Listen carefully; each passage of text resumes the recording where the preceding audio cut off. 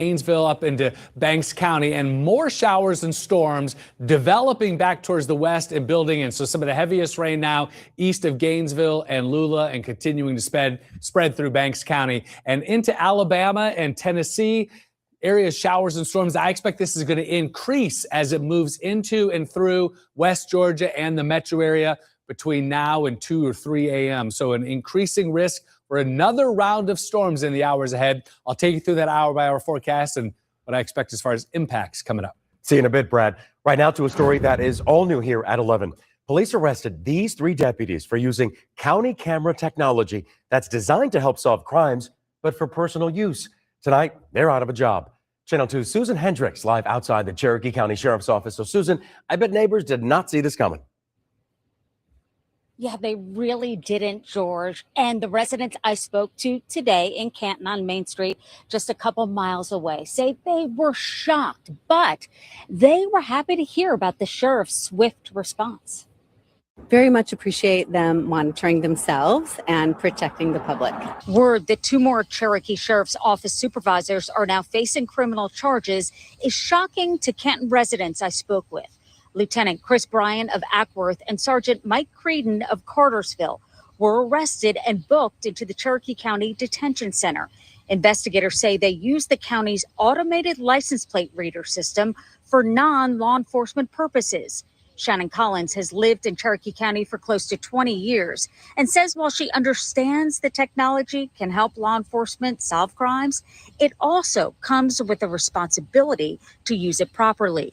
I think there's a cost to giving up our freedoms in that way when you're using technology for those purposes. So I think we hope to trust our elected officials. The sheriff's office says the license plate reader system can help investigators locate vehicles connected to crimes. According to the agency, a series of self-initiated audits uncovered what it described as anomalies involving 3 authorized users of the system. On June 12th, Deputy Cynthia Jodeci was also arrested and fired on similar charges. I'm not against it, but I'm not for abuse of it. So that gentleman is from France. He's lived in Canton about 4 years and says he appreciates the technology, the surveillance, as you heard, if it's used in the right way. Meanwhile, the sheriff here issuing a statement in part saying they are committed to transparency, professionalism, and ethical standards, and it's still under investigation. Reporting live in Cherokee County, Susan Hendricks, Channel 2 Action News. And we will wait to see what happens when that investigation is over. Susan, thank you. Let's get some more details right now on camera concerns that we've covered recently in another Metro Atlanta community. We were there in April when Dunwoody approved its camera contract. Their $200,000 contract with Flock was renewed. It came with pushback from the community. Neighbors were worried about where their data was going and who had access to it. The city delayed their vote twice before approving the cameras. All new right now at 11. We are working to figure out what led up to a shooting that left 1 person hurt. Atlanta police told Channel 2 Action News it happened in southeast Atlanta tonight around 7 on Claire Drive. Officers say they found a 44-year-old man who was shot several times. He was alert, taken to the hospital. Atlanta police say their aggravated assault unit is now looking into this one. Here's what's new happening now and next. New tonight, a former mixed martial arts fighter is out on bond after getting arrested here over the weekend. Police arrested Dustin Poore for public drunkenness in Clayton County. A 37-year-old is a former lightweight champion. Right now, Newton County deputies need your help finding these people. They're wanted in connection to an aggravated assault investigation. It happened last Monday inside a gas station at the intersection of Salem and Kirkland Roads. The sheriff's office says 2 more people witnessed the assault and are wanted for questioning. And next, Paulding County residents are planning to speak up against data center districts in their area. Those districts rezone certain areas and place data center developments. There are 2 meetings tomorrow at 10 o'clock in the morning and 6 o'clock at night. It's on Constitution Drive in the government building. 2 school districts will get the money they're owed after the DeKalb County School District admitted it took too much tax money. We told you on Channel 2 Action News at 6 that DeKalb receives about 90% of the tax revenue money. However, City Schools of Decatur is also in DeKalb. They get a little over 5%. Some Atlanta public schools sit in DeKalb. They get about 4%. But a county spokesperson admitted APS and Decatur got far less than they should have. DeKalb County schools have been collecting e-spots for a decade, a couple of decades, and there hasn't been any dispute between the school systems. DeKalb could owe up to $13 million. A local teacher is under investigation now for allegedly having sex with students, could find herself back in jail. Prosecutors today filed a motion to revoke her bond. According to the motion, Maris Nichols broke curfew 38 times in 27 days. And she's reportedly been outside of where she's required to be 47 times. The unapproved places include retail stores and restaurants. She taught at Alexander High School in Douglas County. Search warrants reveal she was blackmailed by some students about an OnlyFans account. Right now, a manhunt's underway for this man right behind me, who police say shot a pregnant woman. He's Gerald Clark. Channel 2's Michael Doudna shares the message from police tonight to the accused gunman. I can't imagine why someone would do that. It can be hard to fathom why a man would pull the trigger, shooting the mother of his unborn child. That really breaks my heart. But Riverdale police say that's what happened at this apartment complex when they say this man, Gerald Clark, shot his pregnant girlfriend in the neck. What we do know is that a simple verbal altercation turned physical, and then it turned to an exchange of gunfire. This is the third shooting of a pregnant woman in the past 7 days. Last week, police say Devin Anthony murdered a 23-year-old and her unborn child when he fired a flurry of bullets into this DeKalb home.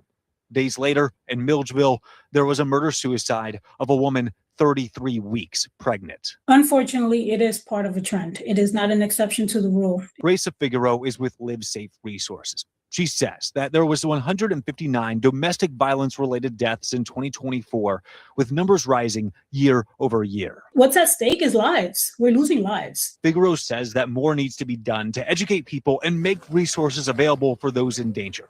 As for Gerald Clark, well, police say they will not stop until the man who shot the mother of his unborn child is in custody. And we're following up on all leads that come into the police department. Our investigators are working around the clock to try to get him and bring him into custody. Michael Doudna, WSB Tonight. The woman and her unborn child are expected to be okay. And tonight we looked into violence against pregnant women. Studies from the National Institutes of Health show between 3% to more than 30% of pregnant women experience some form of violence from their partner. That includes emotional, physical, or sexual abuse. After plans to scrap a detention center last week, some people in a North Georgia city hope their community is next. Right now, plans to build an ICE detention facility in Hall County still stand. It would combine 2 warehouses on Atlanta Highway right near 985. The facility would temporarily house around 1,500 detainees for 3 days to a week before moving them to a larger facility. I think it's great that they're not doing the thing in social circles. they're not doing it. I don't want them to do it here. The city manager says if the detention center is built, the city stands to lose around $100,000 a year in property tax revenue. Happening right now, we checked, and that Houston fire we told you about on Channel 2 Action News at 5. Look at this shot. This is a live picture right now, 11:10 Eastern time. It's still burning. It's been 6 hours. It's happening at a recycling plant where tires are burning. That's why it's still burning. The fire chief says that's what's making it so hard to put out all the rubber, the chemicals. They're expecting it to continue to burn. No word yet so far as to what caused it.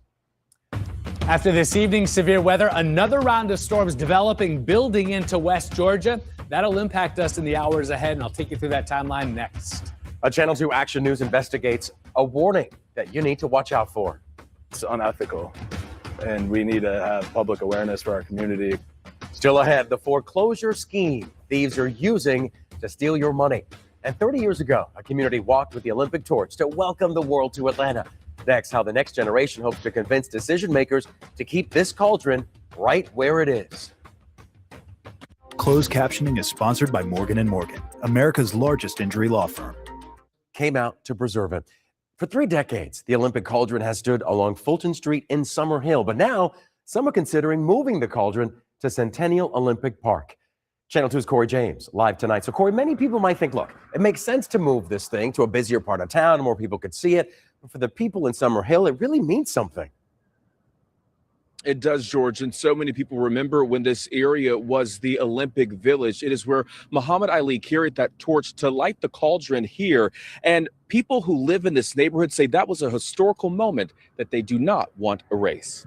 My mom carried the torch in 1996. Cheryl Calhoun showed us these pictures of her mom, Miss Maddie Jackson, during the 1996 Olympics. Jackson was in her 70s and is seen here walking and carrying a torch to the Olympic Flame Tower and Bridge in Summerhill. It means a lot to me. That is why Calhoun is not happy Georgia State University is considering moving the cauldron to Centennial Olympic Park. She says many people gave up a lot for this to be a historical landmark for the Olympic Games. During the time when they were planning, a lot of people lost their homes and everything just to put this here. So at least let them know that when they lost their homes, it wasn't in vain. Nearly 24 people echoed those sentiments Monday at a rally, some holding signs that say history lives here, don't move it, and save our torch. The biggest frustration is that you simply just don't do something of this magnitude without having a basic conversation with community. Sharon Pitchford is with Summerhill Neighborhood Development Corporation. She tells Channel 2 Action News this proposal is unprecedented. In modern Olympic history, the cauldron generally marks the actual place where it happened. And so whether it's moved or not, it's always kept in the Olympic Village, not somewhere that's outside of it, which right now Centennial Olympic Park is not where the actual Olympics happened. Representative Phil Olalier says he is fighting to preserve the history, and he hopes others will continue to do the same. We wanted to have conversations with the decision makers who can understand not only the emotional attachment, but the disappointment and frustration. And we would like to meet with them at the earliest convenience so that we get some peace for the neighborhood. This represents Summerhill.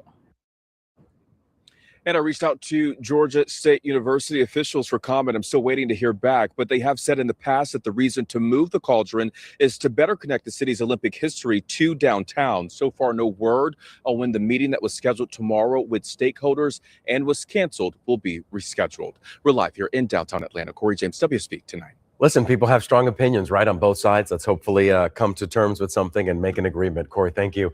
Let's get some more details now, because this is a big deal. Atlanta's cauldron, like many others, was used for both the Olympics and the Paralympics. It was the greatest boxer of all time. Look at this video. Muhammad Ali, who lit the cauldron on July 19th, 1996. You cannot see this video enough. He climbed those steps in Summerhill, where the Olympic Village was. This cauldron was the first commissioned from an artist rather than built by an architect or an engineer, and it sits right there.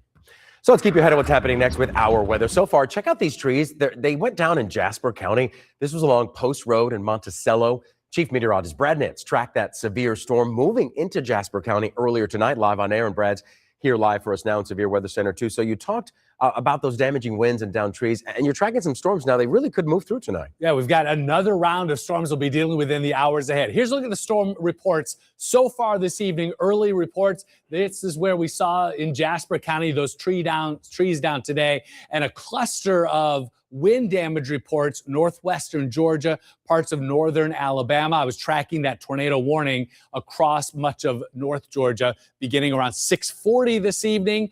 And now here's a look at what we have on Storm Tracker 2 HD. Metro Atlanta, most of North Georgia, is currently dealing with just a few isolated showers out there. Let's come in close. You can see this rain in Henry County pushing towards the east. That's small, and moving into western Newton County here over the next few minutes. But that's not all that I'm tracking. This line of storms in Alabama is going to continue to increase as it spreads to the east into West Georgia. So parts of Cleburne and Randolph counties now have some heavy rain and some storms, and that's going to continue to spread up, I believe, into the metro area over the next couple of hours. More showers and storms, parts of eastern Tennessee and northeastern Alabama. Some of that will graze parts of far North Georgia as we head through this evening and overnight tonight. So here's a look at the timeline. First, we expand the view, and you can see across far North Georgia, this is that area of severe weather that caused that damage earlier. So as we head through the next few hours, here's what's going to go on. These storms in Alabama, expect those are going to increase as they spread to the east and affect parts of the metro area. This is 1 a.m., so after midnight tonight, and pushing to the south and east, but not completely falling apart, even as late as 3 a.m. or early as 3 a.m.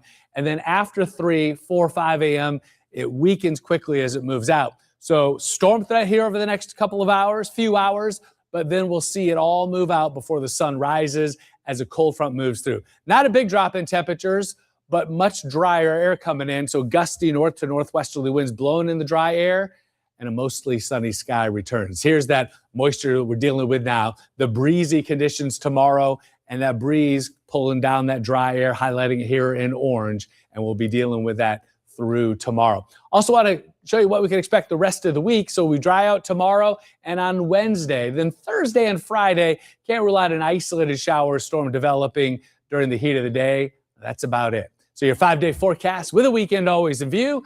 Clearing, breezy, and mid-80s tomorrow. Mostly sunny mid-80s on Wednesday. Isolated showers and storms Thursday and Friday. Put your rain chance both days at 30%. And then for the weekend, mostly sunny and hot. We'll be up near 90 degrees. And of course, I'll be here tracking these storms into the night as the potential for some stronger storms moves into the metro area. The new way thieves are using to steal your money. Up next, what to look out for so you don't become a victim to this scheme. Has a warning about home foreclosure scams designed to steal your money and maybe even your house. It starts with an urgent letter in the mail.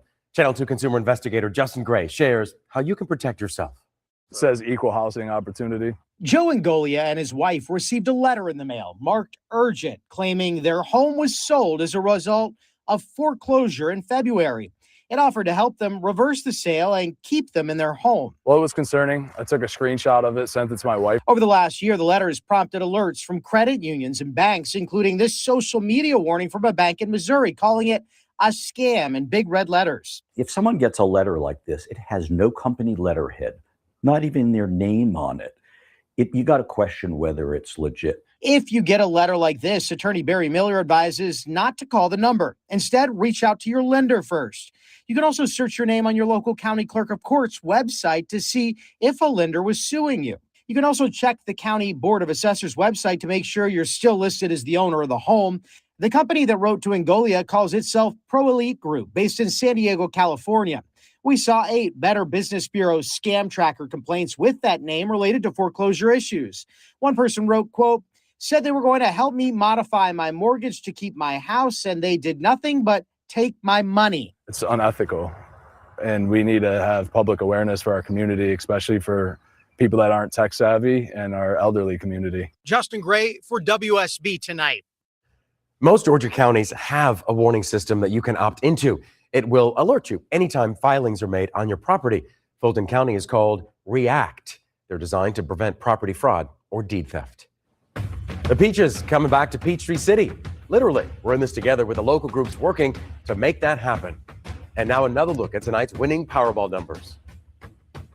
To roll in a new Toyota from Atlanta Toyota, Pleasant Hill Road, Duluth. Traffic with Channel 2's Mike Shields, mornings 4:30 to 7. It's time to play America's favorite jackpot game. This is Powerball. Good evening, America. I'm Laura Johnson. Tonight, we've got another life-changing jackpot for you. It's worth an estimated $312 million. So get those kids out. Last number is 19, followed by the number 17. Tonight, we're going to meet NJB from Maryland, who won $50,000 playing Powerball. Now, for the rest of those numbers, we've got 48, 21, rounding it out with 45. Your Powerball number tonight, good luck, everyone, is 13, and your Power Play multiplier is 2. Linda Stouffer, Wendy Corona, weekdays on Channel 2 Action News at 3.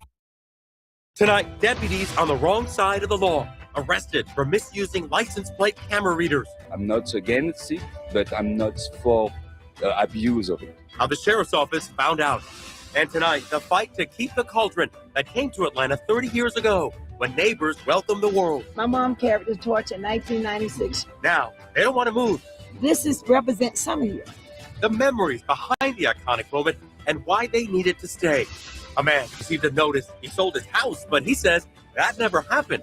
You got to question whether it's legit. What to look out for when your home goes on the market. You're watching WSB Tonight. Hello, and thank you so much for staying up and watching. I'm George Estevez. Wendy Corona has the night off. It is time now to head over to Severe Weather Center 2 because Chief Meteorologist Brad Nitz is tracking some storms on the way tonight, Brad. Lots of trees down this evening, some power lines down from severe storms. Of course, I was tracking that tornado warning beginning around 6:40 this evening. Right now, we have some showers and storms from Gainesville up into Banks County, and more showers and storms developing back towards the west and building in. So some of the heaviest rain now east of Gainesville and Lula, and continuing to spread through Banks County and into Alabama and Tennessee. Areas, showers and storms. I expect this is going to increase as it moves into and through West Georgia and the metro area between now and 2 or 3 a.m. So an increasing risk for another round of storms in the hours ahead. I'll take you through that hour-by-hour forecast and what I expect as far as impacts coming up. See you in a bit, Brad. Right now to a story that is all new here at 11. Police arrested these 3 deputies for using county camera technology that's designed to help solve crimes, but for personal use. Tonight, they're out of a job. Channel 2's Susan Hendricks live outside the Cherokee County Sheriff's Office. So, Susan, I bet neighbors did not see this coming.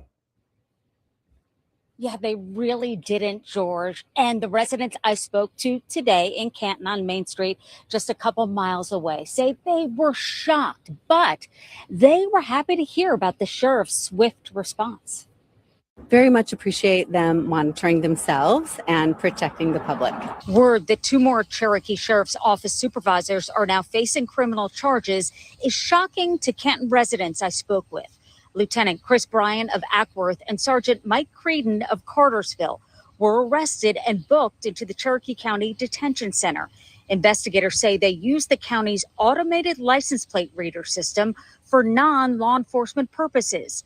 Shannon Collins has lived in Cherokee County for close to 20 years and says while she understands the technology can help law enforcement solve crimes, it also comes with a responsibility to use it properly.